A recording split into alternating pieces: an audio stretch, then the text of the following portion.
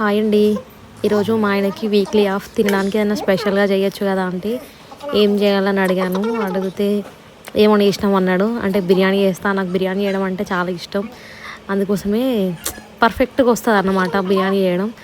అందుకోసమే బిర్యానీ స్టార్ట్ చేసాం. తనకు చెప్పకుండా సర్ప్రైజ్ ఇద్దామని ప్రాసెస్లోకి వెళ్దాం. ఇక్కడ ముందు ఫ్రైడ్ ఆనియన్స్ ఫ్రై చేసుకుంటున్నా బిర్యానీ కోసం అని. ఇక్కడ 1.5 kg రైస్ వాష్ చేసి పెట్టుకుంటున్నా. వాటర్ వేసి ఒక 1 hour ముందే వాటర్ వేసి పెట్టుకున్నా. ఇక్కడ మా మరిది నా కోసం హెల్ప్ చేస్తున్నాడు పుదీనా అవి కట్ చేయడం కోసం. ఇక్కడ ఫ్రైడ్ ఆనియన్స్ చేసిన కడాయిలోనే మళ్ళీ చికెన్ కూడా మ్యారినేట్ చేసుకొని పెట్టుకుందాం అనుకున్నా. చికెన్ వాష్ చేశాను. ఇప్పుడు మళ్ళీ అదే కడాయిలో కొంచెం అల్లం వెల్లుల్లి పేస్ట్, మన టేస్ట్కి తగ్గట్టు కారం, ఇక్కడ నేను 2 స్పూన్ల కారం వేసుకుంటున్నా. అలాగే కొద్దిగా గరం మసాలా, చెక్క, ఇలాచి, లవంగం, పత్తా, సాజీరా, ఇంకా స్టార్ అనాస్ ఇట్లాంటివి, కొత్తిమీర, పుదీనా వేసేసి బాగా మిక్స్ చేసుకోవాలి. దాన్ని మనం పెరుగు వేయద్దు. ఫస్ట్ పెరుగు వేస్తే బిర్యానీ ఫ్లేవర్ అంతా పోద్ది. ఇట్లా మంచిగా గట్టిగా మిక్స్ చేసుకోవాలి. ఆనియన్స్లో ఉన్న అదంతా వీటికి పట్టాలి. ఇప్పుడు టేస్ట్కి తగ్గట్టు సాల్ట్ వేసుకోవాలి. సాల్ట్ వేసుకున్నాక బాగా ఇట్లా పిసుక్కుంటూ మిక్స్ చేసుకోవాలి. ఒకసారి ఇలా నేను చెప్పినట్టు ట్రై చేయండి, చాలా బాగా వస్తుంది. చికెన్ వేసి తర్వాత మనం ఫ్రైడ్ ఆనియన్స్ చేసి పెట్టుకున్న ఆయిల్ ఉంటుంది కదా మిగిలింది, అది కూడా వేసేయాలి. వేసి అది కూడా బాగా మిక్స్ చేసుకోవాలి.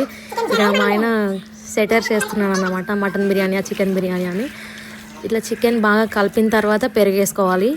పెరుగు మనకి సరిపడంతా వేసుకోవాలి. వేసుకొని ఒక 1 hour పక్కకు పెట్టుకోవాలి.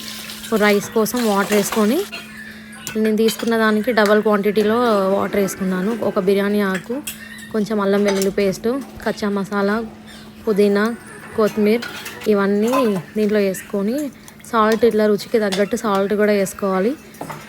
ఇప్పుడు మనం ఈ వాటర్ అనేది రైస్లో వేసుకుంటే మనం తినడానికి సరిపోయినంత ఉండాలి. ఇప్పుడు దీంట్లో కొంచెం లెమన్ జ్యూస్, నేను ఇందాక మర్చిపోయాను దీంట్లో బిర్యానీ ఆకు వేయడం.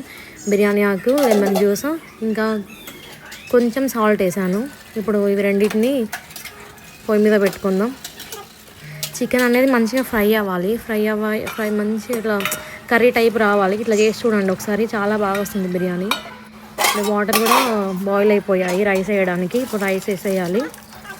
రైస్ వేసేసిన తర్వాత మనం ఒక 20 minutes అట్లా బాయిల్ అయిన తర్వాత 70% కుక్ అవుద్ది రైస్. తర్వాత దీంట్లో గంజి అంతా వంపేసి హాఫ్ తీసుకొని పక్కకు పెట్టుకొని మళ్ళీ హాఫ్ ఇట్లా అదే గిన్నెలో ఉంచుకొని చికెన్ మనం ఇందాక ఉడికించి పెట్టుకున్న చికెన్ కూడా దాంట్లో అంతా సర్ది పెట్టుకోవాలి.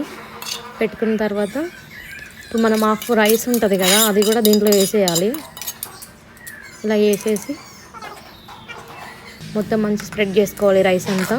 స్ప్రెడ్ చేసుకున్న తర్వాత కొంచెం ఇందాక మనం ఫ్రైడ్ ఆనియన్స్ అవి వేయించుకున్న ఆయిల్ వేసేసి మళ్ళీ ఫ్రైడ్ ఆనియన్స్ ఇది ఫుడ్ కలర్ ఆప్షన్ వేసుకుంటే వేసుకోవచ్చు, లేకపోతే లేదు. నేను కలరింగ్ కోసం వేసాను, దానివల్ల టేస్ట్ ఏం పెద్ద మారిపోదు. ఇప్పుడు ఫ్రైడ్ ఆనియన్స్ కూడా వేసేయాలి. తర్వాత నేను ఇక్కడ ఒక స్పెషల్ ఇంగ్రీడియంట్ చెప్తాను, దీనివల్ల బిర్యానీ నెక్స్ట్ లెవెల్లో వస్తుంది. ఇది మనం కాచి చల్లార్చుకున్న పాలు ఉంటాయి కదా, ఒక టీ గ్లాస్ దాంట్లో వేసేయాలి. ఒకసారి ట్రై చేసి చూడండి, చాలా బాగా వస్తుంది.